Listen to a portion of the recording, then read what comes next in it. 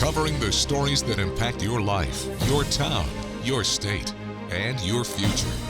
This is the Means Report with your host, Brad Means.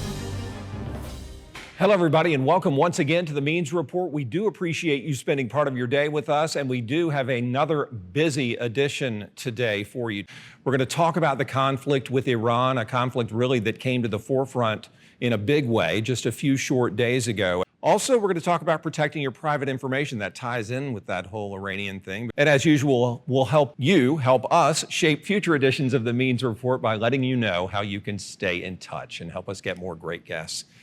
Like Dr. Craig Albert, perhaps the most frequent flyer on the Means Report. Dr. Albert, thanks for coming back. I've missed you. Yeah, I've missed you too. Thanks for having me. We appreciate it. Dr. Albert, I'm going to read this. Graduate Director of PhD in Intelligence, Defense, and Cybersecurity Policy. You're also in charge of the Master of Arts in Intelligence and Security Studies program at Augusta University. Your specialties, and you have many, are propaganda information warfare, national security studies, cyber conflict, and political thought. And so the minute those bombs dropped in Iran the other day, I knew you had to come on.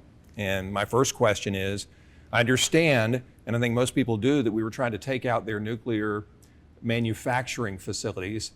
Why can't Iran have a nuclear bomb or weapon other countries get to?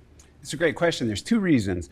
One, anytime another nation state increases its power through weapons in this case, it decreases the power of every other state, meaning that if Iran wanted to cause conflict with the United States, for instance, it already has a level playing field. And in warfare, you never want to allow a strategic adversary to have a level playing field because you can't guarantee victory in warfare. So you always want to make sure that you have more power relative to the nation state adversary, excuse me, that you're that's fine. going you can have some of your water too. You have this massive Yeti container full of water. Please partake. I will, thank you. All right. So that's the first, is that if you go to conflict, it's called relative power theory. You want to maintain power over them at all times, even in peacetime, because you can't guarantee victory if power is equalized. When you have WMDs, weapons of mass destruction, which nuclear weapons are a part of, that equalizes or levels the playing field. So that's why North Korea is such a problem, because the United States can no longer do kinetic strikes against them without facing the possibility of a nuclear retaliation against our allies. I know we could spend the whole rest of the show on this. Why does Iran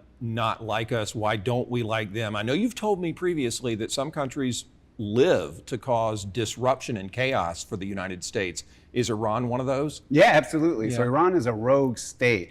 It doesn't obey international regimes, international system orders. It likes to go against international standards. And there's two reasons for that. One is to increase its power, which is natural in the international system. It's going to do what it thinks is in its national self-interest. And sometimes that goes against international regulatory systems. The United States doesn't like that. The international regulatory systems doesn't like that. But Iran does that with some other nation states.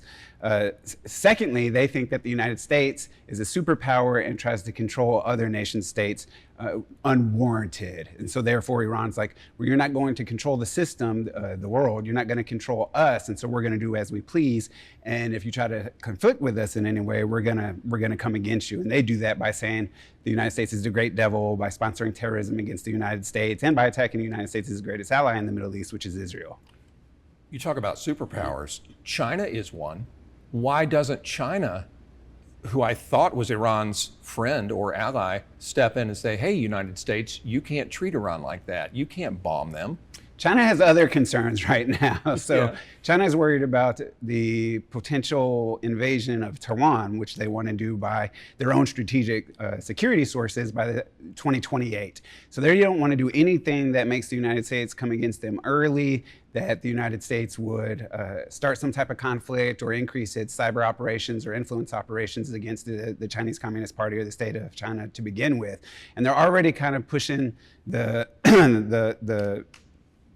poll with the war in Ukraine. So they're trying to tread the lines there. They want to see how the United States reacts. So they're going to be a little quiet on this because they don't want to incur the wrath of the United States before a potential conflict in 2028. Not to scare everybody, but according to China's own national security documents that are public, it wants to own Taiwan outright by 2028. And the United States, of course, has a kind of unspoken alliance with Taiwan that it'll come to Taiwan's defense. So China's worried about the next 4 years and what's going to happen, not necessarily what's going on with Iran.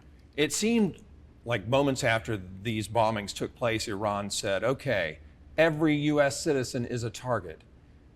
Dr. Albert, should we all be worried after that kind of statement? Should we all kind of have our heads on a swivel to see if someone's coming for us? I think we should all operate under what's called operational security and operational or situational awareness. And that just means be aware of your surroundings. There is an increased terror threat.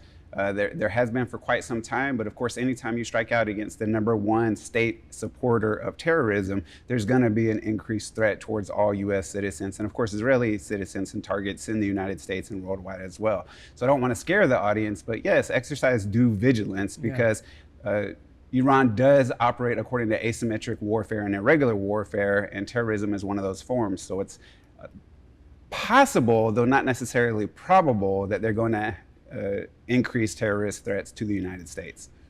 There was talk earlier in the week that perhaps we would see higher prices at the gas pump, and then the more research I did on that, I found out that we don't get a ton of our oil and gas from Iran. Do you think that we'll see higher prices when we fill up? I was one of those that predicted an overnight increase in oil with WJBF earlier in the week. What happened is I was predicting that they would cut off the Straits of Hormuz, which is one of the #1 places for oil and other supplies to transit through the international waterways. So if Iran cuts off any type of supply chain routes or logistics through the Straits, it's going to naturally increase oil and gas along with other goods and services to increase in prices. They haven't done that yet.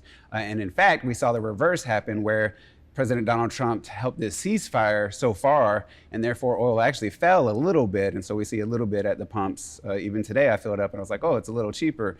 If Iran chooses to blockade that strait and prevent any type of supplies from coming through, then you can see a slight increase in goods and services, including oil and gas.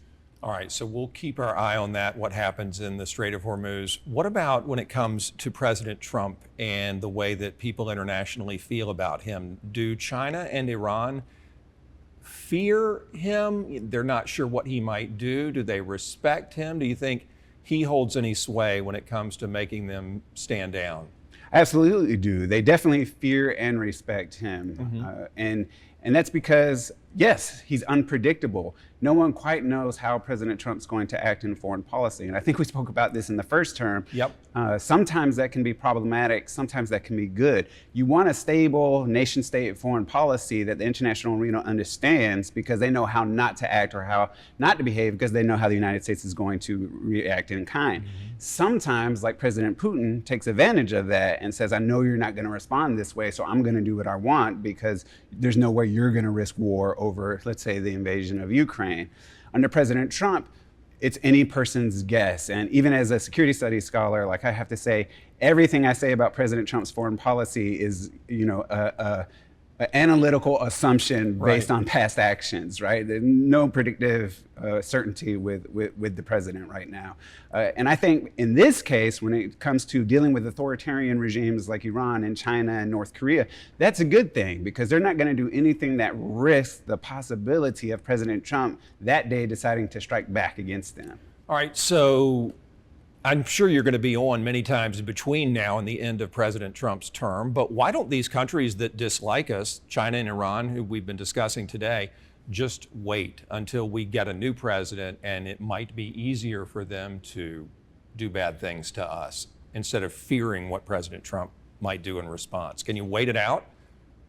In the case of China, they're in the penultimate year for military male age population. So they have about one more year left before their population for military fighting age starts to decrease. So they're going to start losing their power potential or power projection capability. So now, and for the next 4 years, is their time to act, to get aggressive, to be assertive internationally. So that's why you see them increasing their influence operations, their insistence that TikTok is not a tool of propaganda, which it absolutely is. Their cyber attacks worldwide.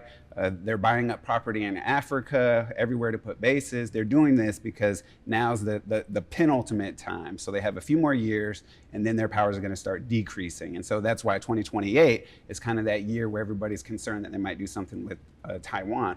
For Iran, this is a consequence of October 7th. right? The terrorist attacks that Hamas, funded by Iran, did against the state of Israel.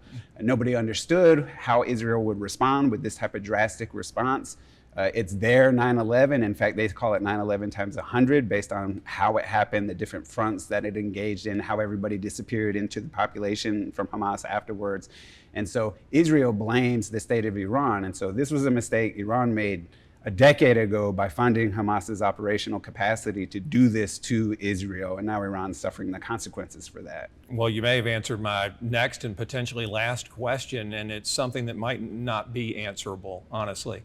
Do you think there could ever be peace between Israel and Iran, or even more widespread in the Middle East? Can there come a day when everybody just gets along? Power corrupts, and the international arena is a Hobbesian state of nature, unfortunately. So it's a state of anarchy. So what that means is, the UN doesn't have any real governance authority. And so when nation states act as rational actors in a state of anarchy in this case, not meaning perpetual conflict, just meaning no higher authority to control the way everybody engages with one another. You're always looking out for your own survival, your own self-help. You want your interests to surpass everybody else's. And when that happens, misperceptions happen, and misperceptions lead to security problems, which cause war. Dr. Albert, you do such an amazing job of taking complicated issues and making them much easier to understand. We could talk for days about this, and so I want to thank you, first of all, and I want to go ahead and ask you to please come back soon so we can keep talking about these issues. Absolutely. Thank you, Dr. Craig Albert. A wealth of information from him. I learned a ton. I know y'all did too. And so what do we do? How do we protect our information during these uncertain times? When we come back, experts from Augusta University walk us through that, not only for our personal data, but our data at work on the Means Report.